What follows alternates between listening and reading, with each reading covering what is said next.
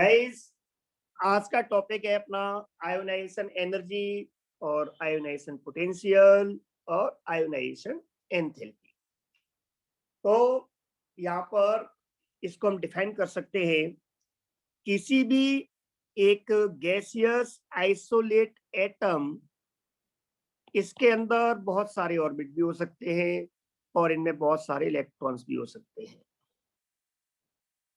इन electrons में वो electron जिस पर न्यूक्लियस का अट्रैक्शन सबसे कम होता है उसको हम बोलते हैं मोस्ट लूजली बॉन्डेड इलेक्ट्रॉन।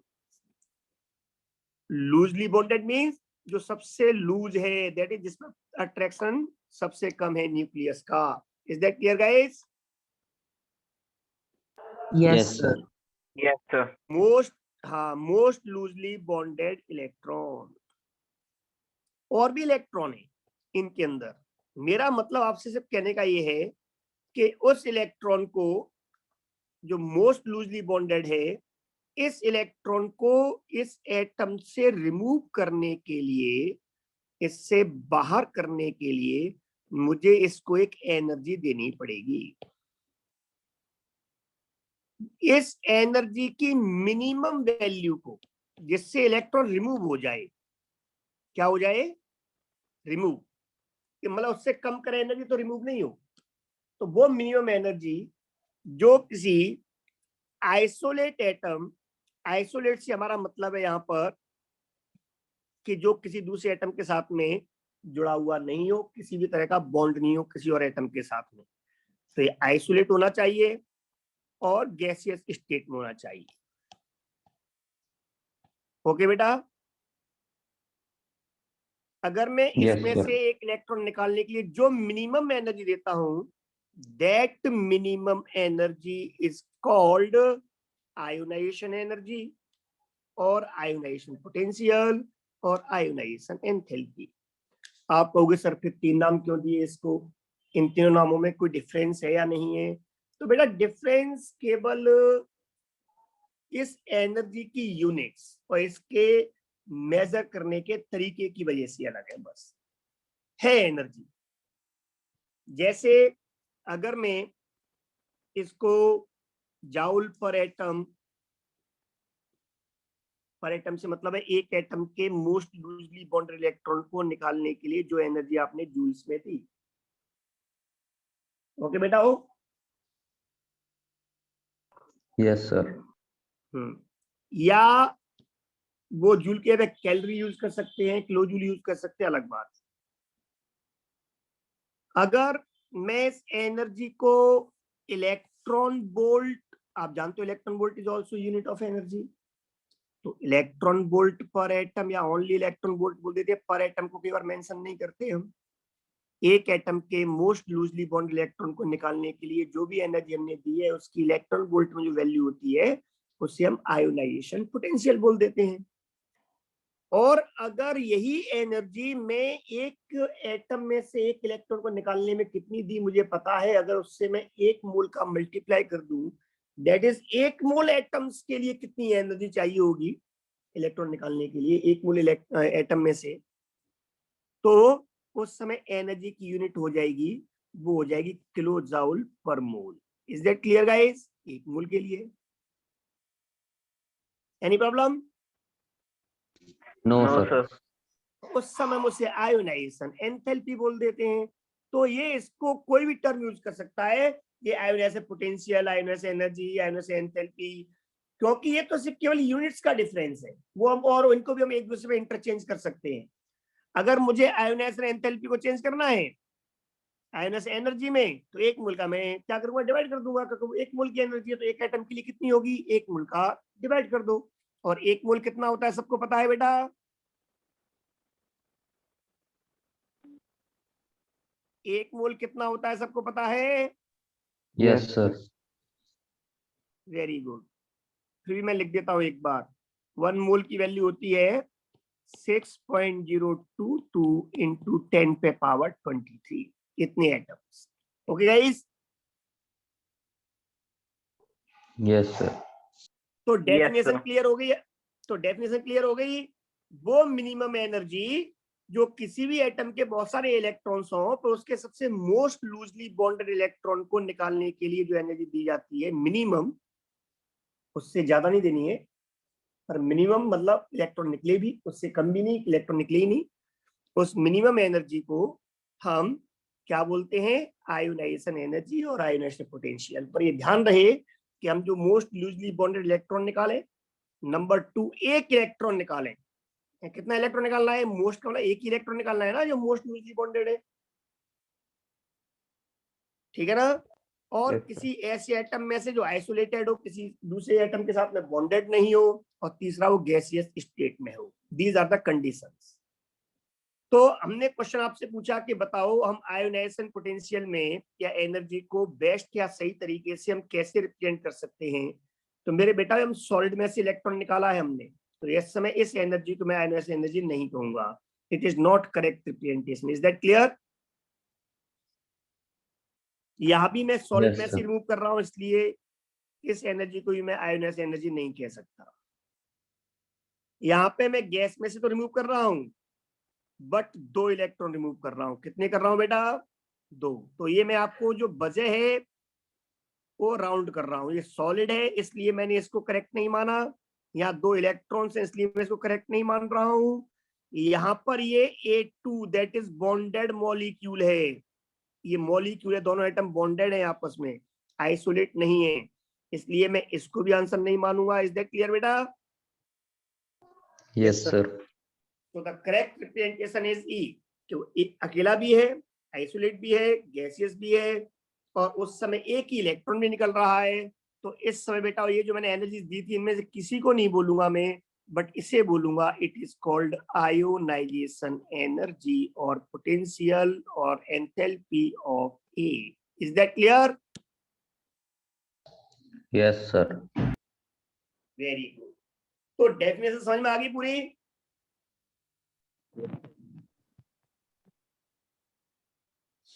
आगे बढ़े बेटा। Yes, sir. Yes, sir. Very good. अब इसमें आगे बढ़ते हैं। तो ऐसा तो हो सकता है बेटा, अब ये पॉइंट्स हैं, कोई हेडिंग नहीं है इसमें, थोड़ा समझ के चलना। किसी एक एटम में से मैं पहले एक एनर्जी देता हूँ x जूल और एक इलेक्ट्रॉन निकाल देता हूँ। ये माइनस मीन्स रिमूव किया है, ये माइनस चार्ज इलेक्ट्रॉन को रिप्रेजेंटेशन। ओके बेटा, एक इलेक्ट्रॉन रिमूव करता हूँ, इस पर 1 यूनिट पॉजिटिव चार्ज आ जाता है, गैसियस आइसोलेट है। उसके बाद फिर मैं इसको y जूल एनर्जी देता हूँ, और y जूल एनर्जी देने पर इसमें से फिर एक ही इलेक्ट्रॉन निकालता हूँ बस अगेन। अब चार्ज कितना आ जाएगा बेटा? 2+। मैंने इसको z जूल एनर्जी दी, फिर एक इलेक्ट्रॉन निकाला इसमें से, बोलो अब क्या बनेगा बेटा? A3+. Very good. अब यहां पर कुछ बात आपको समझा रहा हूं मैं, वो ध्यान देना आप।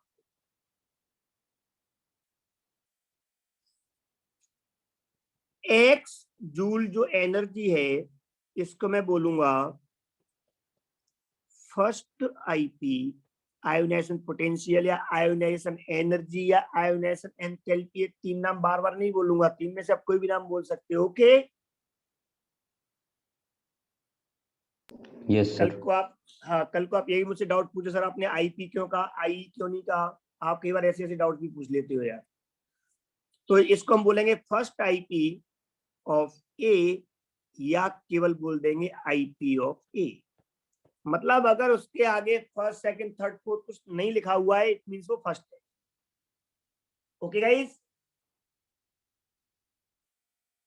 Yes, sir. लेकिन जो वाई जूल एनर्जी दी है, इस वाई जूल एनर्जी को मैं 2 नाम दे सकता हूं। इसको मैं first IP of A plus कह सकता हूं। मैंने ए प्लस में से एक इलेक्ट्रॉन निकाला, इसके लिए जो मोस्ट लूजली बॉन्डेड इलेक्ट्रॉन तो वही था ना, इसमें से तो एक ही इलेक्ट्रॉन निकाला है ना बेटा, पहला इलेक्ट्रॉन कैटायन का। अरे आना तो बोलो यार। Yes, sir. और फर्स्ट को हम केवल आईपी कह सकते हैं, बस आईपी ऑफ ए प्लस, ये प्लस का आईपी है। लेकिन मैं इसे सेकंड आईपी ऑफ ए कह सकता हूं, ए के अकॉर्डिंग तो ये दूसरा इलेक्ट्रॉन था। Okay guys? Yes sir. Sir एक बार दोबारा बताना कैसे? ये जो वाई जूल आपने एनर्जी दी है, ये वाई जूल एनर्जी से इलेक्ट्रॉन जो निकाला है आपने, वो इस ए का सेकंड इलेक्ट्रॉन है ना बेटा, पहले आप निकाल चुके थे, तो ये सेकंड निकाला है Yes, उसके sir. निकालने के बाद में, इसलिए आप इसे क्या बोलोगे? ए के लिए क्या बोलोगे आप इसे? Second IP. क्या बोलोगे? Second IP. कौन सी Okay, sir. एनर्जी को? Why joule energy why. को। लेकिन सेकंड आईपी को आपको सेकंड आईपी ही बोलना पड़ेगा, अब आप सेकंड को रिमूव नहीं कर सकते, है ना। फर्स्ट आईपी को आप केवल आईपी कह सकते हो, जैसे नंबर होती है पॉजिटिव प्लस लगाओ या मत लगाओ, प्लस की मानी जाती है, बट अगर माइनस है तो लगाना पड़ेगा बेटा। सेम थिंग इज हियर, अगर फर्स्ट आईपी है तो आप आईपी भी बोल सकते हो केवल, पर मतलब फर्स्ट वर्ड को वहां से हटा सकते हो, लेकिन अगर सेकंड थर्ड फोर्थ कुछ भी है तो आपको लगाना पड़ेगा। Okay guys? Yes sir. इसी तरीके से अब आप लोग मुझे खुद बताओ, जेड को मैं क्या बोल सकता हूँ? Third IP. The first IP of A2 plus. लेकिन मैं इसको फर्स्ट आईपी ऑफ एपी आपका A2 प्लस बोल सकता हूँ। Yes sir. इसको मैं second IP of A plus बोल सकता हूँ।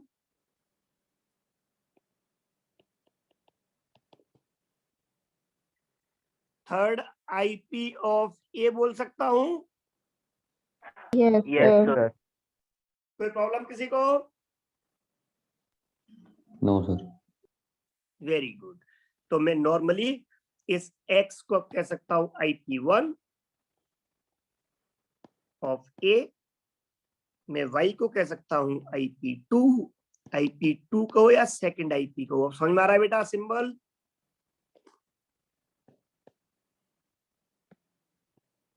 ये इसका yes symbol. Sir. Very good.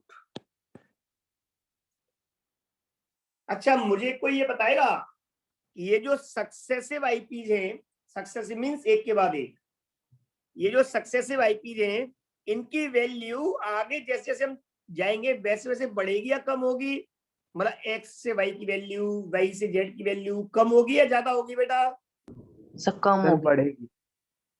तो कम होगी। हाँ? कम होगी।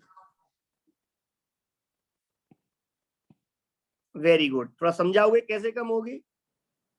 सर जैसे जैसे अंदर वाले शेल्स में आएंगे एनर्जी लेवल कम होगा। अरे वेरी गुड बेटा। कौन से एंगल से सोचते हो आप? क्यों भाई मनकीरत?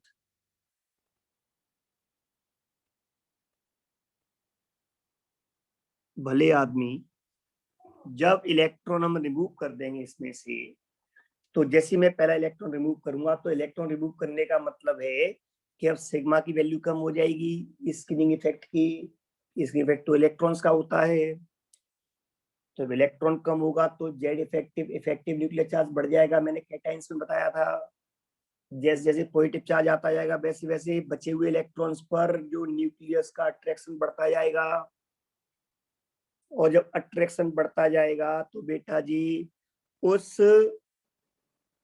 इलेक्ट्रॉन को निकालने के लिए जिस पर अट्रैक्शन ज्यादा है उसको तुम्हें ज्यादा एनर्जी देनी पड़ेगी, ज्यादा एफर्ट लगाना पड़ेगा, या वो इजीली निकल जाएगा? हाँ बेटा। ज्यादा एनर्जी देनी पड़ेगी सर। ज्यादा एनर्जी देनी हाँ। पड़ेगी। ज्यादा देनी पड़ेगी ना, तो आईपी बढ़ता ही जाएगा ना बेटा। Yes sir. Very good. Number 2 में मनकीरत की प्रॉब्लम दूर करता हूं। बेटा मनकीरत, अंदर की जो हम कहते हैं ना एटम में जो सेल्स में अंदर वालों की एनर्जी कम होती है, वो मैंने कहा था बेटा, आपको याद है वो एनर्जी कौन सी एनर्जी थी? जब इनफिनाइट से हम इलेक्ट्रॉन को अंदर लेके आते हैं तो लॉस्ट अमाउंट ऑफ एनर्जी होती है वो। तो फर्स्ट ऑर्बिट की एनर्जी कम होने का मतलब ये होता है, माइनस में ज्यादा वैल्यू होने का मतलब ये होता है कि उसकी एनर्जी ज्यादा लॉस्ट हो चुकी है इन्फिनिट से वहां तक लाने में। तो अगर उससे मुझे वापस इन्फिनिट तक पहुंचाना है, दैट इज रिमूव करना है, तो उतनी ज्यादा एनर्जी मुझे वापस देनी पड़ेगी। Yes sir. मैंने बताया था ये वर्क डन होता है, जो एनर्जी कभी नेगेटिव नहीं होती है। सेल्स में इलेक्ट्रॉन की एनर्जी नेगेटिव हमें बताती है कि इन्फिनाइट जो हमने एक आर्बिट्रेरली इलेक्ट्रॉन की एनर्जी जीरो मान ली थी, उस जगह से एटम के अंदर तक फर्स्ट ऑर्बिट तक आने में कितनी एनर्जी लॉस्ट कर दी उसने। तो अगर आपको इन्फिनाइट पे पहुंचाना है सेम लेवल में एनर्जी में पहले वाले में, तो जितना लॉस हुआ है उतना आपको एनर्जी वापस देनी पड़ेगी ना बेटा। Yes sir. तो अब सेकंड की एनर्जी माइनस में आपकी कम होती है, दैट इज वैसी वैल्यू ज्यादा होती है, तो उसका मतलब क्या है, सेकंड में इलेक्ट्रॉन आएगा तो उसको एनर्जी है वो उसका लॉस कम हुआ है, तो उसको एनर्जी भी बाहर पहुंचाने के लिए कम देनी पड़ेगी। थर्ड वाले में और भी कम लॉस हुआ है, इसलिए उसे हायर ऑर्बिट बोलते हैं, हायर एनर्जी लेवल बोलते हैं, तो उसको बाहर पहुंचाने के लिए और भी कम एनर्जी देनी पड़ेगी। तो आप उस एंगल से सोचोगे तो भी क्या होगा, ये आईपी सक्सेसिवली इंक्रीज होगा। Is that clear? Yes sir. Very good. चलो तो फिर इसको लिख लो आप लोग मेरे साथ साथ। द वैल्यू ऑफ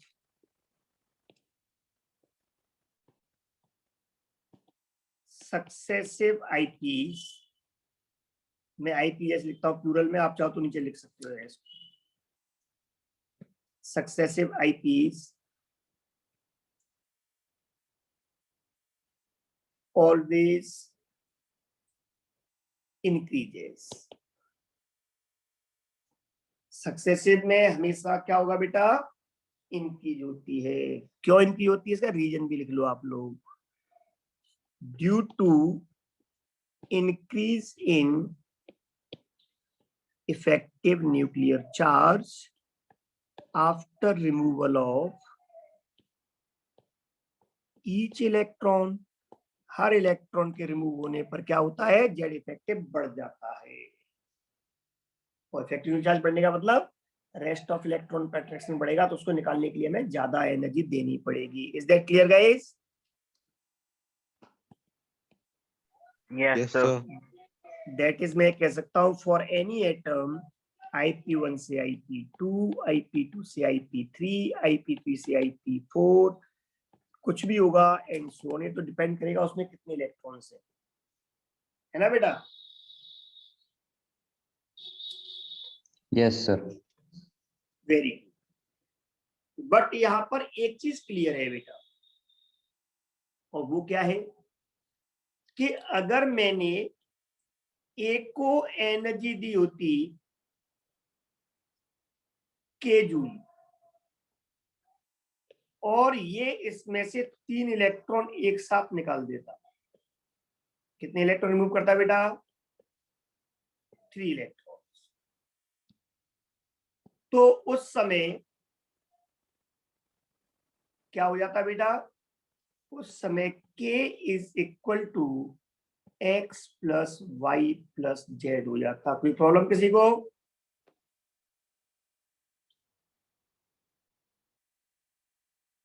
कुछ समझ रहे हो बेटा? Yes sir. इफ ऐसा Yes. होगा देन ऐसा हो जाएगा। क्या समझे?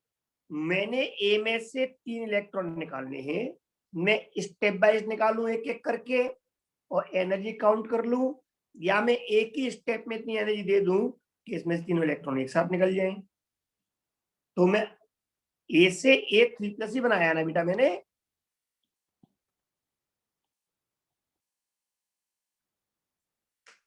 अरे हाना तो बोलो यार। Yes sir.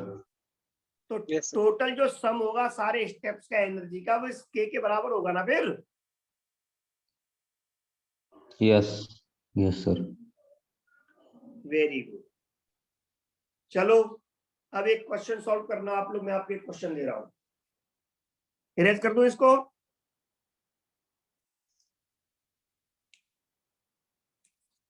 Yes sir. Good. तो चलो एक क्वेश्चन लिखो बेटाओ।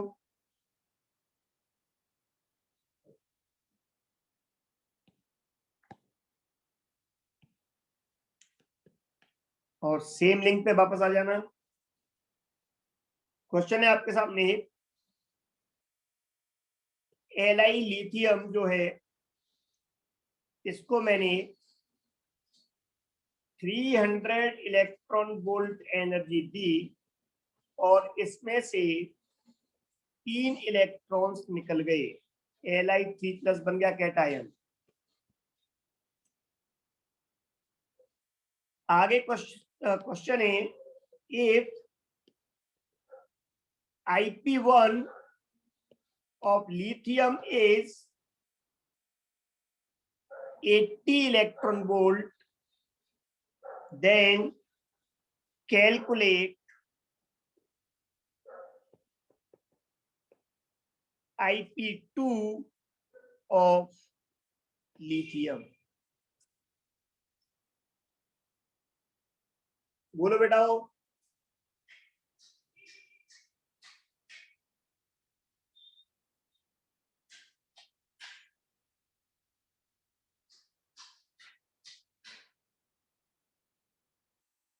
मैं सॉल्व करूं या आप ट्राई करोगे? 1 मिनट से ट्राई कर रहे हैं। जल्दी करो, 1 मिनट लगाओ क्योंकि टाइम सेशन एंड होने वाला है।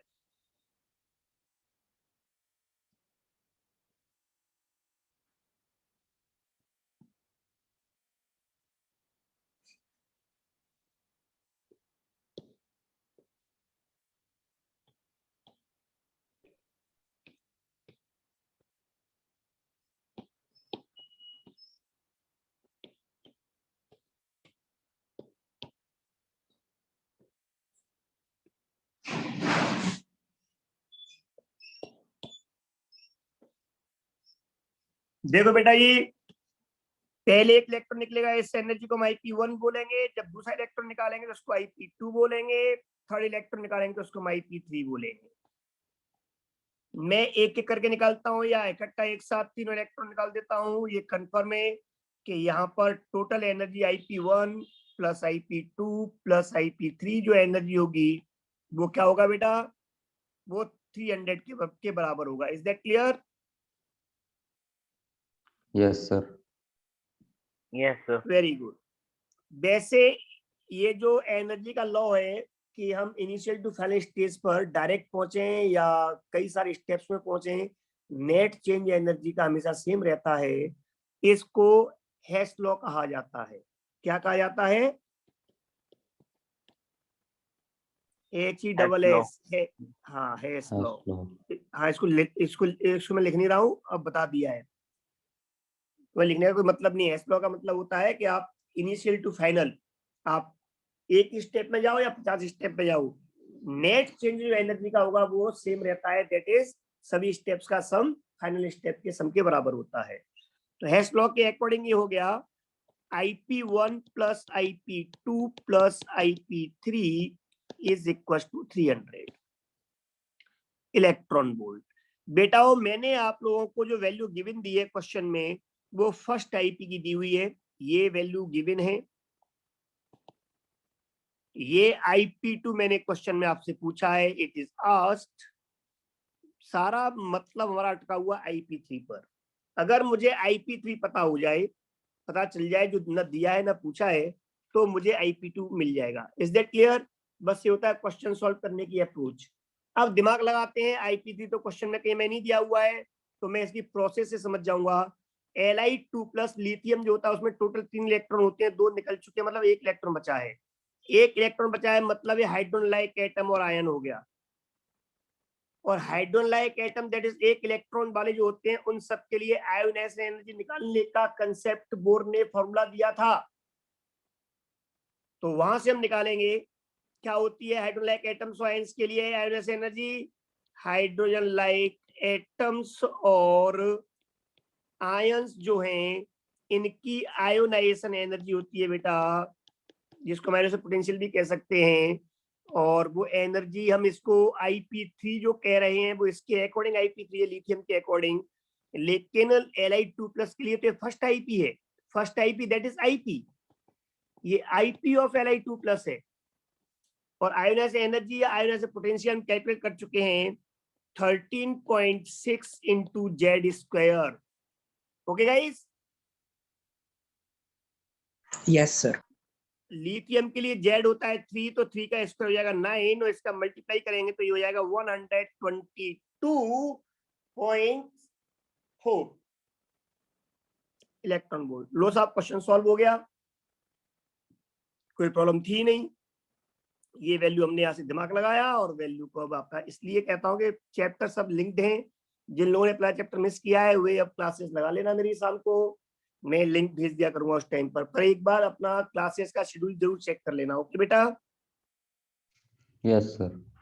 So according to question, what is IP1 is 80 electron volt plus IP2 is hours plus IP3 is 122.4 is equals to 300. So IP2 is equals to 97.6.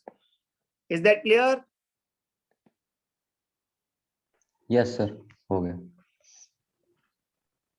अब समझ में आ गया क्वेश्चन कि दिमाग कैसे लगाना पड़ता है? सब पढ़ा चुका हूं। Yes, sir. बस सारा खेल बेटा यही है, दिमाग लगाने का। तो इसके आगे हम डायरेक्टली इन बातों को कह सकते हैं और इनको समझ सकते हैं कि आखिर आयोनाइजेशन पोटेंशियल क्या होता है। लेकिन अब हम इसके आगे नेक्स्ट वीडियो में बात करेंगे कि कौन कौन से फैक्टर्स हैं जिनसे आयोनाइजेशन पोटेंशियल अफेक्ट होता है, जिनके चेंज होने से इसकी वैल्यू चेंज हो जाती है। फिर हम पढ़ेंगे उसके बाद में कि अगर हम किसी पीरियड में लेफ्ट टू राइट मूव करें या किसी ग्रुप में टॉप टू बॉटम जाएं तो आईपी किस तरह से चेंज होता है।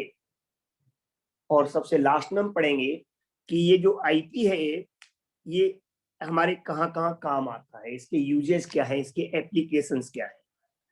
अब हमें इस आईपी के ऊपर ये कुछ 3-4 बातें और पढ़नी है और फिर हम कंपेयर भी करेंगे कि दो एलिमेंट्स में आईपी किसका कम होगा किसका ज्यादा होगा। ओके बेटा? Yes, sir. तो आप सेम लिंक पे वापस आ जाओ, वीडियो एंड हो रहा है। ये वीडियो थोड़ा छोटा रहा क्योंकि आप लोग लेट आए थे।